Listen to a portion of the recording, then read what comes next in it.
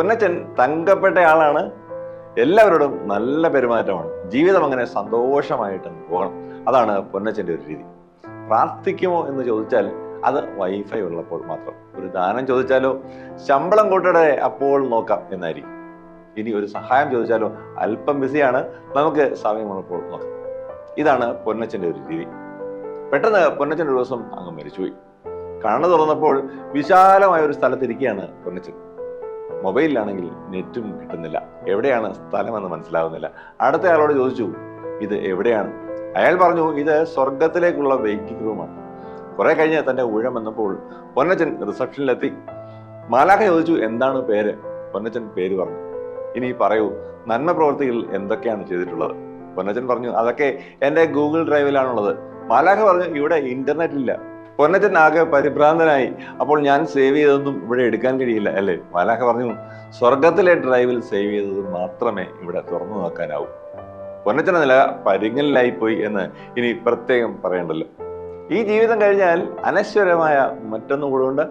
അതിലേക്കുള്ള ഉയർപ്പിന്റെ ആഘോഷമാണ് ഈസ്റ്റർ. എല്ലാവർക്കും ഈസ്റ്റർ ആശംസകൾ. ഞാറപ്പള്ളിക്കൂടം ആരംഭിക്കുന്നു. എല്ലാ കൂട്ടുകാർക്കും സ്വാഗതം. മരണം സംഭവിക്കുന്ന സന്ദർഭത്തിൽ ശരീരത്തിൽ നിന്ന് ആത്മാവ് വേർപെടും. ആ ആത്മാവ് ദൈവസന്നിധിയിലേക്ക് പോവുകയായി.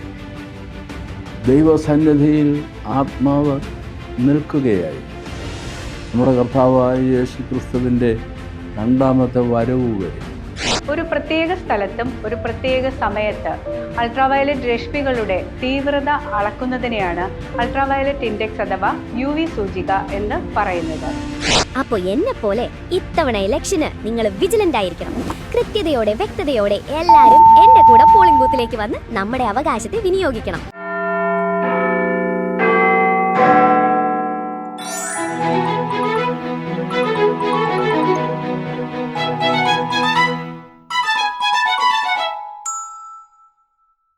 ഭൂമിയിലെ ഈ ജീവിതം കഴിഞ്ഞാലും മറ്റൊരു ജീവിതം ഉണ്ട് എന്നാണ് നമ്മുടെ വിശ്വാസം. ശരീരമുണ്ട്, ആത്മാവുണ്ട്. ആത്മാവ് എങ്ങോട്ട് പോകുന്നു?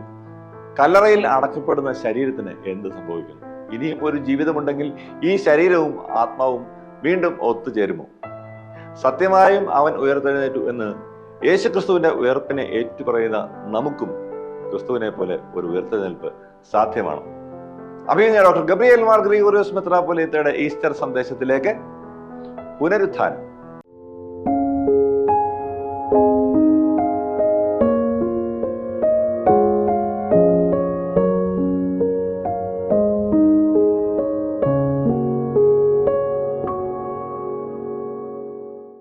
പിതാവിൻ്റെയും പുത്രൻ്റെയും പരിശുദ്ധാത്മാവിൻ്റെയും നാമത്തിൽ തനിക്ക് സ്തുതി.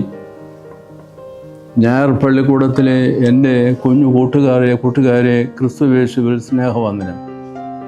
പ്രിയപ്പെട്ട കുഞ്ഞുങ്ങളെ, ഇന്ന് 2026 ഏപ്രിൽ മാസം 5-ാം തീയതി നമ്മുടെ കർത്താവായ യേശു ക്രിസ്തുവിൻ്റെ ഉയർത്തെഴുന്നേൽപ്പിൻ്റെ പെരുന്നാൾ, ഉയർപ്പ് പെരുന്നാൾ, ഖെംത ഞായറാഴ്ച. ഈ ദിവസം നമുക്ക് 1-2-3 കാര്യങ്ങൾ നമ്മളുടെ ജീവിതത്തെ സംബന്ധിച്ച് തന്നെ ചിന്തിക്കാനുണ്ട്. യേശു ക്രിസ്തുവിൻ്റെ പുനരുദ്ധാനത്തിൻ്റെ വെളിച്ചത്തിൽ നമ്മളുടെ ശരീരത്തിൻ്റെ ഭാഗധേയം എന്താ? നമ്മളുടെ ഉള്ളിലെ ആത്മാവിൻ്റെ ഇനിയുമുള്ള അവസ്ഥ എന്താണ്? ഈ ലോക ജീവിതം വിട്ടുകഴിഞ്ഞ് ഇത് നമ്മൾ യഥാർത്ഥത്തിൽ ചിന്തിക്കേണ്ടതാണ്. നമ്മളുടെ ജീവിതത്തെ സംബന്ധിച്ചുള്ള ദർശനം അത് ഈ ലോകത്തിൽ മാത്രമുള്ളതാണോ? അതോ ഈ ലോകത്തിൽ നമ്മളുടെ ജീവിതം കഴിഞ്ഞ്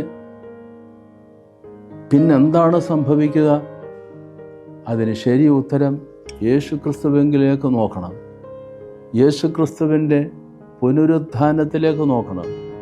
പുനരുദ്ധാനം ചെയ്ത ക്രിസ്തുവിലേക്ക് നാം നോക്കണം. ഒന്നാമത്തെ പാഠം, മരണം ഒരു അവസാനമല്ല. ഈ ജീവിതം കഴിഞ്ഞിട്ട്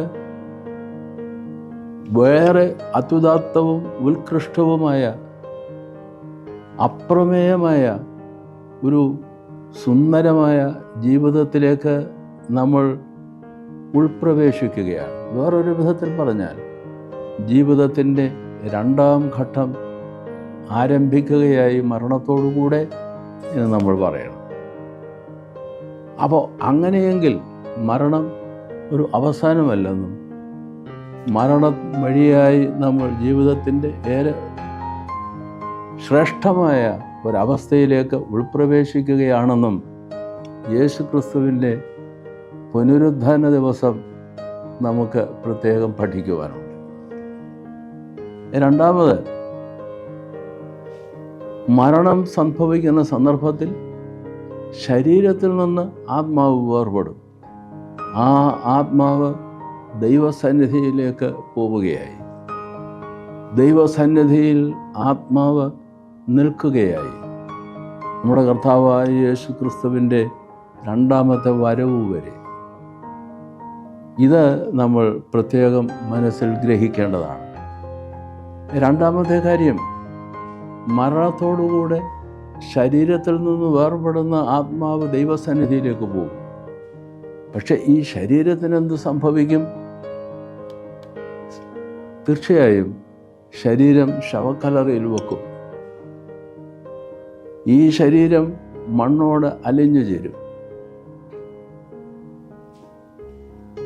അത്രയേ ഉള്ളൂ ശരീരത്തെ സംബന്ധിച്ച് പറയാൻ. യേശു ക്രിസ്തുവിൻ്റെ ക്രൂശിലേക്ക് നോക്കി, യേശു ക്രിസ്തുവിൻ്റെ പുനരുദ്ധാനത്തേക്ക് നോക്കി നമുക്ക് മരണം സംബന്ധിച്ച് മരണ സന്ദർഭം മുതൽ ശരീരത്തിന് എന്ത് സംഭവിക്കും? ഒരു കാര്യം നമുക്കറിയാം. കർത്താവ് ലാസറിൻ്റെ കല്ലറയിലേക്ക് ചെന്ന് ലാസറേ എന്ന് വിളിച്ചപ്പോൾ കല്ലറയിൽ നിക്ഷേപിക്കപ്പെട്ട് മണ്ണോട് ചേർന്ന ശരീരം പുനരുജ്ജീവിപ്പിക്കപ്പെട്ട ആത്മാവ് ശരീരത്തോട് ചേർന്ന് അവൻ ജീവനുള്ളവനായി കല്ലറ പൊളിച്ച് പുറത്തു വന്നല്ലോ. യായിറോസിൻ്റെ മകൾ മരിച്ച സന്ദർഭത്തിൽ ആ ഭവനത്തിലേക്ക് ചെന്ന് ബാലേ എന്ന് വിളിച്ചപ്പോൾ ഉറക്കത്തിൽ നിന്നതുപോലെ ബാല എഴുന്നേറ്റ് വന്നു. അപ്പോസ്തല പ്രവൃത്തികൾ 9-ാം അധ്യായത്തിൽ യേശു ക്രിസ്തുവിൻ്റെ അതേ പാത പിന്തുടർന്നുകൊണ്ട് പത്രോസ് അപ്പോസ്തലൻ തബീഥ എന്ന് വിളിക്കപ്പെടുന്ന സഭയുടെ ചരിത്രത്തിലെ ആദ്യ ശിഷ്യ എന്ന നാമത്തിന് അർഹയായ തബീഥ, അവൾ മരിച്ചു. ശവത്തിൻ്റെ നേരെ തിരിഞ്ഞ് പത്രോസ് തബീഥേ എന്ന് വിളിച്ചപ്പോൾ ഉറക്കത്തിൽ നിന്നതുപോലെ അവൾ ഉണർന്നെഴുന്നേറ്റു. അപ്പോൾ ശരീരത്തിന് എന്ത് സംഭവിക്കും? യേശുക്രിസ്തുവിൻ്റെ പുനരുദ്ധാന സന്ദർഭത്തിലേക്ക് നാം നോക്കണം. കർത്താവ് മരിച്ചു ക്രൂശിൽ. 3-ാം ദിവസം ആ ശരീരം ആത്മാവോട് ചേർന്ന് ശരീരം തേജസ്കരിക്കപ്പെട്ട് ഉയർത്തെഴുന്നേറ്റു എന്ന് നാം കാണുന്നു. അതിന് മുന്നോടി എന്നോണമാണ് തബീഥയുടെ ഉയർത്തെഴുന്നേൽപ്പും അതുപോലെ തന്നെ ലാസറിൻ്റെ ഉയർത്തെഴുന്നേൽപ്പും യായിറോസിൻ്റെ മകളുടെ ഉയർത്തെഴുന്നേൽപ്പും എന്ന് നമുക്ക് കാണാൻ സാധിക്കും. അപ്പോൾ യേശു ക്രിസ്തുവിൻ്റെ പുനരുദ്ധാനം, ആദ്യഫലം ക്രിസ്തു, പിന്നെ ക്രിസ്തുവിനുള്ളവർ അവൻ്റെ രണ്ടാമത്തെ വരവ്. ഇതൊരു യാഥാർത്ഥ്യമാണെന്ന് കാണിച്ചു തരുന്ന സംഭവങ്ങളാണ് വേദപുസ്തകത്തിൽ തന്നെ നമുക്ക് കാണാൻ സാധിക്കുന്നത്. മറ്റൊരു കാര്യവും കൂടെ നമ്മൾ ഇതിനോട് ചേർത്ത് വയ്ക്കണം. യേശു ക്രിസ്തുവിൻ്റെ പുനരുദ്ധാനം ചെയ്ത കർത്താവ്, ഈ പുനരുദ്ധാനത്തിൻ്റെ പ്രസക്തി യേശുക്രിസ്തുവിൻ്റെ പുനരുദ്ധാനത്തിലേക്ക് നമ്മൾ പോകുമ്പോൾ നമ്മളെ ഒരുക്കുന്നതിനായി പ്രത്യേകമായി നോമ്പ് ആരംഭിക്കുന്നതിന് മുമ്പ് എല്ലാ വൈദിക ശ്രേഷ്ഠരെയും ഓർക്കുന്ന ഞായർ, എല്ലാ വിശ്വാസികളായ പരേതരെയും ഓർക്കുന്ന ഞായർ, അതുപോലെ തന്നെ ലാസറിനെ ഉയർപ്പിക്കുന്ന ആ വലിയ സംഭവം ലാസറിൻ്റെ ശനിയാഴ്ച, ഓശാന പെരുന്നാളിൻ്റെ തൊട്ടു തലേ ദിവസം ശനിയാഴ്ച പ്രത്യേകമായി നമ്മൾ ഓർക്കുകയാണ്. അതുപോലെ തന്നെ ഇന്നലെ അറിയിപ്പിൻ്റെ ശനിയാഴ്ച എന്നാണ്, ദുഃഖ ശനിയാഴ്ച എന്നല്ല സഭ വിളിക്കുന്ന, അറിയിപ്പിൻ്റെ ശനിയാഴ്ച. എന്താ സംഭവിച്ചത്? വെള്ളിയാഴ്ച, വലിയ വെള്ളിയാഴ്ച, ക്രൂശിൽ മരിച്ച കർത്താവ് ആത്മാവിൽ തടവിലായിരുന്ന ആത്മാക്കളോട് സംസാരിക്കുന്നതായി പരിശുദ്ധനായ പത്രോസ് അപ്പോസ്തലൻ 1-ാം ലേഖനം 3-ാം അധ്യായം 19-ാം വാക്യത്തിലും അവരോട് സുവിശേഷം അറിയിച്ചതായി 4-ാം അധ്യായം 6-ാം വാക്യത്തിലും നമുക്ക് കാണാൻ സാധിക്കും. 1 പത്രോസ് 3:19, 4:6. യേശുക്രിസ്തുവിൻ്റെ പുനരുത്ഥാനത്തിലേക്ക് നമ്മൾ ഒരുങ്ങുമ്പോൾ ഈ ചിന്തകളെല്ലാം നമുക്ക് തന്നിട്ട് പറയുകയാണ്, യേശുക്രിസ്തു മരിച്ചു, ആ ആത്മാവ് കബറടക്കപ്പെട്ട ശരീരത്തോട് യോജിച്ച് തേജസ്കരിക്കപ്പെട്ട് പുനരുത്ഥാനം ചെയ്തു 3-ാം ദിവസം. അതുപോലെ നമുക്കും അങ്ങനെ ഒരു അനുഭവം ഉണ്ടാകും. അതിനെന്താ തെളിവ്? ആ തെളിവാണ് നമ്മൾ ലാസറിൻ്റെ ഉയർപ്പും, യായിറോസിൻ്റെ മകളുടെ ഉയർപ്പും, തബീഥായുടെ ഉയർപ്പും ഒരു മാതൃകയായി നമ്മൾ കാണുകയാണ്. ഇത് നമ്മൾ പ്രത്യേകമായി സവിശേഷമായി ആഘോഷമാക്കുകയാണ്.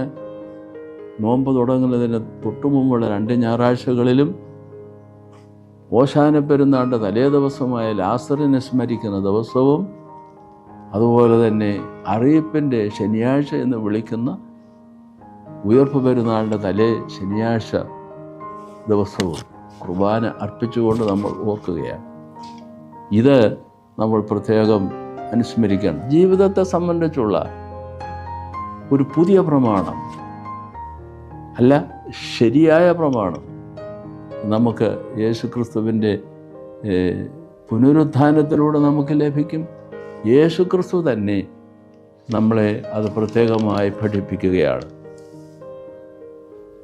ജീവിതത്തെ സംബന്ധിച്ച് ശരിയായൊരു ദർശനം പുനരുത്ഥാന പെരുന്നാളിലൂടെ നമുക്ക് ലഭിക്കേണ്ടതുണ്ട്. ഒരു പുതിയ ദർശനം അല്ല, സാക്ഷാത്തായ ദർശനം, ഒരു പുതിയ പ്രമാണം.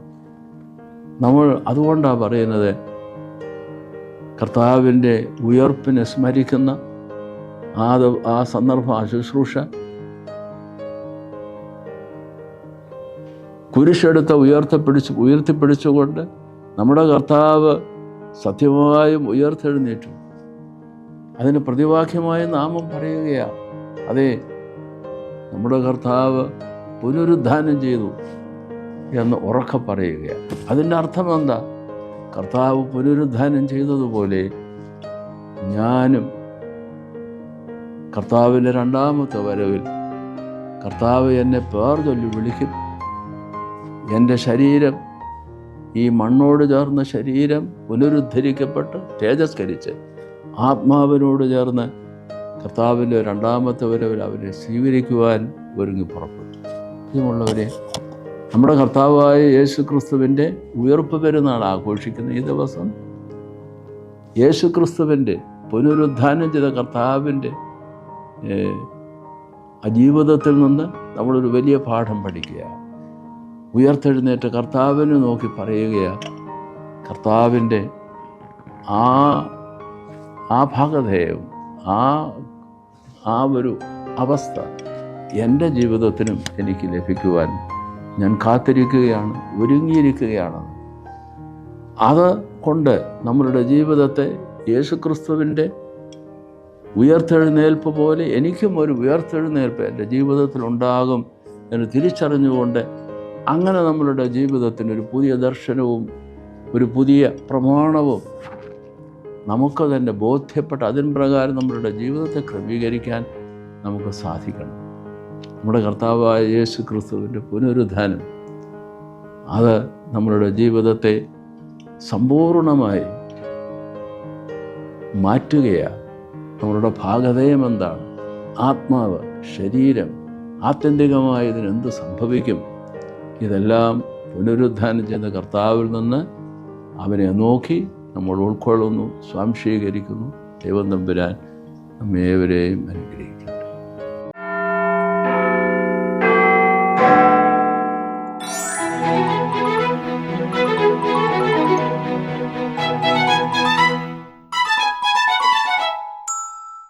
വോട്ടർമാരെ, ഞാനാണ് മഞ്ചാടി. ഇത്തവണത്തെ ഇലക്ഷന് ഞാനും നിങ്ങളുടെ കൂടെ ഉണ്ടാകും. എന്റെ കൂടെ നിങ്ങൾ എല്ലാവരും ഇത്തവണ വോട്ട് ചെയ്യുമെന്നാണ് ഞാൻ വിചാരിക്കുന്നത്. അപ്പോൾ അതിനു വേണ്ടിയുള്ള കാര്യങ്ങളൊക്കെ പറഞ്ഞു തരാൻ കൂടിയാണ് ഞാൻ നിങ്ങളുടെ വീട്ടുമുറ്റത്തേക്ക് എത്തിയിരിക്കുന്നത്. എന്തുകൊണ്ടാണ് നിങ്ങൾ വോട്ട് ചെയ്യിപ്പിക്കാൻ എന്നെ തിരഞ്ഞെടുത്തതെന്ന് അറിയാമോ? നിങ്ങൾ എന്നെ ശ്രദ്ധിച്ചിട്ടുണ്ടോ? ഞാൻ കണ്ണും കാതും കൂർപ്പിച്ചാണ് എപ്പോഴും ഇരിക്കാറുള്ളത്. എന്തെങ്കിലും പ്രശ്നമുണ്ടെങ്കിൽ ഞാൻ അപ്പോൾ അത് മനസ്സിലാക്കാറുണ്ട്. അപ്പോൾ എന്നെപ്പോലെ ഇത്തവണ ഇലക്ഷന് നിങ്ങൾ വിജിലന്റ് ആയിരിക്കണം. കൃത്യതയോടെ വ്യക്തതയോടെ എല്ലാവരും എന്റെ കൂടെ പോളിംഗ് ബൂത്തിലേക്ക് വന്ന് നമ്മുടെ അവകാശത്തെ വിനിയോഗിക്കണം.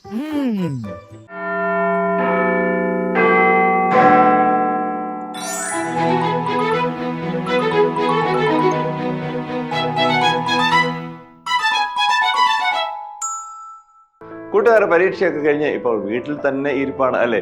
പുറത്തേക്കൊന്ന് ഇറങ്ങാമെന്ന് കരുതിയാൽ ശക്തമായ ചൂടാണ് വെയിലിൻ്റെത്. പ്രത്യേകിച്ചും ഉച്ച സമയം. കൂടുതൽ വെള്ളം കുടിക്കാനും വെയിൽ കൊള്ളരുത് എന്നും ഒക്കെ പ്രത്യേകം ഉപദേശമാണ്. എന്താണ് കാര്യം? UV ഇൻഡെക്സ് കൂടുതലാണ് അത്രയും. എന്താണ് ഈ UV ഇൻഡെക്സ്? അത് കൂടിയാൽ എന്താണ് സംഭവിക്കുന്നത്? കരുതലോടെ ഇരിക്കാം ഈ വേനൽക്കാലം. നമസ്കാരം. കേരളത്തിലെ പ്രശസ്ത ഹിൽ സ്റ്റേഷനായ മൂന്നാർ ഇപ്പോൾ പുതിയ ഒരു ആരോഗ്യ ഭീഷണിയുമായി ശ്രദ്ധയിൽപ്പെട്ടിരിക്കുകയാണ്. അവിടെ അൾട്രാവയലറ്റ് ഇൻഡെക്സ് അഥവാ UV സൂചിക വളരെ ഉയർന്നതായി രേഖപ്പെടുത്തി റിപ്പോർട്ട് ചെയ്യപ്പെട്ടിരിക്കുന്നു. എന്താണ് അൾട്രാവയലറ്റ് ഇൻഡെക്സ് അഥവാ UV സൂചിക? ഒരു പ്രത്യേക സ്ഥലത്തും ഒരു പ്രത്യേക സമയത്ത് അൾട്രാവയലറ്റ് രശ്മികളുടെ തീവ്രത അളക്കുന്നതിനെയാണ് അൾട്രാവയലറ്റ് ഇൻഡെക്സ് അഥവാ UV സൂചിക എന്ന് പറയുന്നത്. അൾട്രാവയലറ്റ് ഇൻഡെക്സ് സാധാരണയായി കൂടുതലായി കാണപ്പെടുന്നത് രാവിലെ 10 മണി മുതൽ 3 മണി വരെയുള്ള സമയത്താണ്. 35 ഡിഗ്രി സെൽഷ്യസ് ആണ് ടെമ്പറേച്ചർ എങ്കിലും നമ്മളുടെ ശരീരത്തിൽ അത് 45 ഡിഗ്രി സെൽഷ്യസ് പോലെ തോന്നുകയും ശരീരത്തിൽ നിന്നും ധാരാളം ജലാംശം നഷ്ടപ്പെടുകയും ചെയ്യുന്നു. അൾട്രാവയലറ്റ് രശ്മികൾ 6 മുതൽ 7 വരെയാണ് എങ്കിൽ 6 മുതൽ 7 വരെ തീവ്രത കാണിക്കുന്നുവെങ്കിൽ അതിനെ UV ഇൻഡെക്സ് മഞ്ഞ അലേർട്ട് എന്നും, 8 മുതൽ 10 വരെയാണെങ്കിൽ ഓറഞ്ച് അലേർട്ട് എന്നും, 11ന് മുകളിലോട്ടാണെങ്കിൽ റെഡ് അലേർട്ട് എന്നും അറിയപ്പെടുന്നു. അതിനാൽ അൾട്രാവയലറ്റ് രശ്മികളുടെ തീവ്രത കൂടുന്നത് മൂലം നമ്മുടെ ശരീരത്തിന് ധാരാളം ആരോഗ്യ പ്രശ്നങ്ങൾ ഉണ്ടാകാനായി സാധ്യതയുണ്ട്. എന്തെല്ലാമാണ് ഈ ആരോഗ്യ പ്രശ്നങ്ങൾ വരുന്നത് എന്നുള്ളത് നമുക്കൊന്ന് നോക്കാം. പ്രധാനമായും ശരീരത്തിൽ നിന്നും ജലാംശം നഷ്ടപ്പെടുന്നു. അത് കാരണം നിർജ്ജലീകരണം അഥവാ ഡീഹൈഡ്രേഷൻ ഉണ്ടാകുന്നു. ഇത് കൂടാതെ ചർമ്മം കരിയുകയും അത് സൺബേൺ എന്ന അവസ്ഥയിലേക്ക് പോകാനും സാധ്യതയുണ്ട്.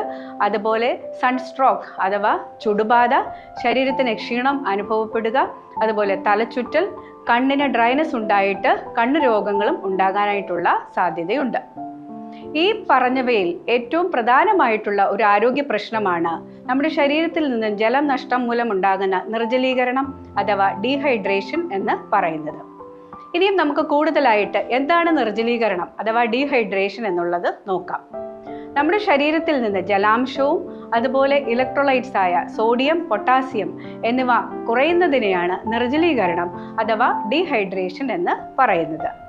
എന്തൊക്കെയാണ് നമ്മുടെ ശരീരത്തിൽ ജലം കൊണ്ടുള്ള ആവശ്യങ്ങൾ?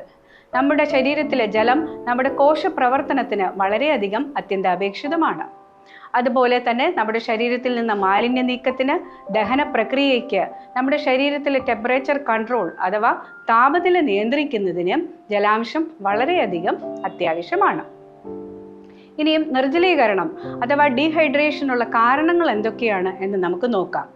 ആദ്യമായി നമ്മൾ വെള്ളം കുറച്ച് കുടിക്കുകയാണെങ്കിൽ നമ്മുടെ ശരീരത്തിൽ ഡീഹൈഡ്രേഷൻ അഥവാ നിർജ്ജലീകരണം ഉണ്ടാകാം.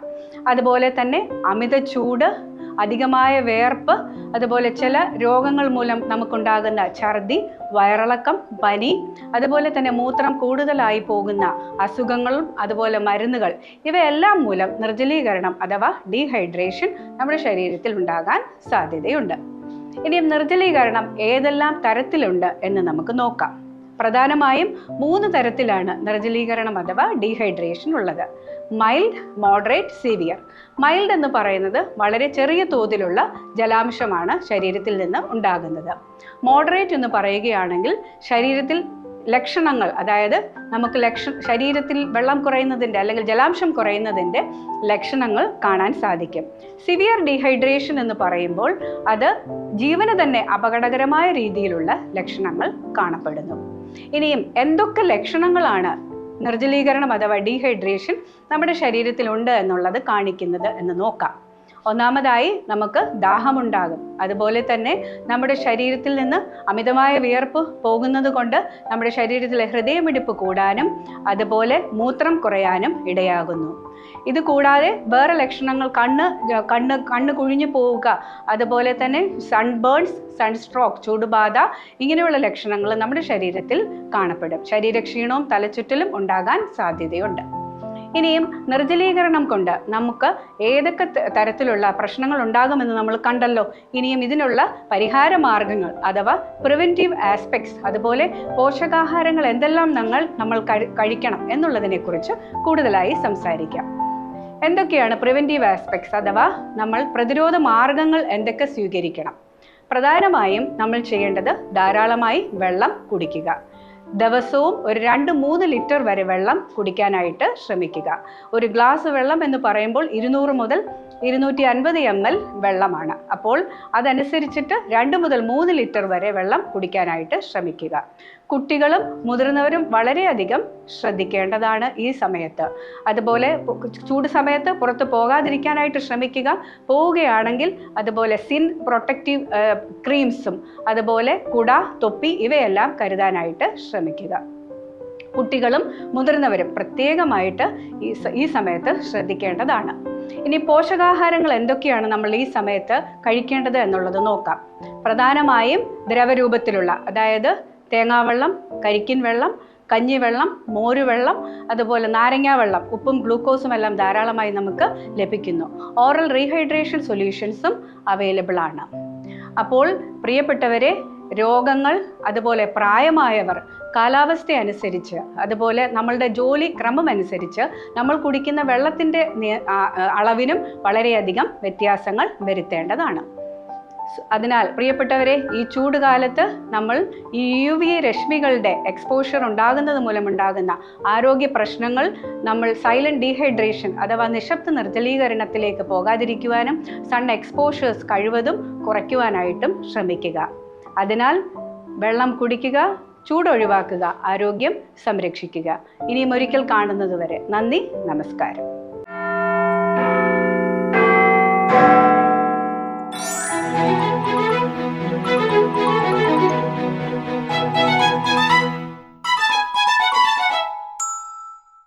Question time. ഇന്നത്തെ ക്വസ്റ്റ്യൻ ടൈമിൽ ആദ്യം കഴിഞ്ഞ ആഴ്ചത്തെ ചോദ്യം, പിന്നെ അതിന്റെ ഉത്തരം. പീലാത്തോസിന്റെ ഭാര്യയുടെ പേരെന്താണ്? ക്ലോഡിയ പ്രക്യൂള. എല്ലാ കൂട്ടുകാരുടെയും ഉത്തരമൊക്കെ ശരിയാണല്ലോ അല്ലേ? അപ്പോൾ നമുക്ക് ഇന്നത്തെ ചോദ്യം എന്താണെന്ന് നോക്കാം. UV ഇൻഡെക്സ് റേഷ്യോ ഏറ്റവും കൂടുതലായി കാണുന്ന സമയം ഏതാണ്? പ്രിയമുള്ള കൂട്ടുകാരെ, ഈ എപ്പിസോഡ് ശ്രദ്ധിച്ച് കേട്ടാൽ ഇന്നത്തെ ചോദ്യത്തിന്റെ ഉത്തരം എളുപ്പം കണ്ടെത്താൻ കഴിയും. നിങ്ങളുടെ ടീം ലീഡേഴ്സിന് ഇന്ന് തന്നെ ഉത്തരങ്ങൾ അയച്ചു കൊടുക്കുക. ഞായർപ്പള്ളിക്കൂടത്തിന്റെ ഇന്നത്തെ സമയം അവസാനിക്കുകയാണ്. അഭിപ്രായങ്ങൾ കമന്റ് ബോക്സിൽ രേഖപ്പെടുത്തുക. തിരുവനന്തപുരത്തേക്ക് വിളിക്കുന്നവർ 27131000 എന്ന ഫോൺ നമ്പർ ഓർത്ത് വയ്ക്കുക. ഞായർപ്പള്ളിക്കൂടം എല്ലാ ഞായറാഴ്ചയും ഇന്ത്യൻ സമയം രാവിലെ 7 മണിക്ക് ലൈവാണ്. പിന്നീട് 11:30 OSSI ബോധനം ചാനലിലും OSSIബോധനം.org എന്ന വെബ്സൈറ്റിലും ലഭ്യമാണ്. വൈകിട്ട് 7 മണിക്ക് ഗ്രിഗോറിയൻ TVയിലും ലഭ്യമാണ്. വിവിധ ഫേസ്ബുക്ക് പേജുകളിലും ലഭ്യമാണ്. മുടങ്ങാതെ കാണണം, ഷെയർ ചെയ്യണം, സബ്സ്ക്രൈബ് ചെയ്യണം. എല്ലാ കൂട്ടുകാർക്കും ഈസ്റ്റർ ആശംസിച്ചുകൊണ്ട് ചച്ചൻ സന്തോഷ് ബൈ പറയുന്നു. എല്ലാ കൂട്ടുകാരെയും ദൈവം അനുഗ്രഹിക്കും.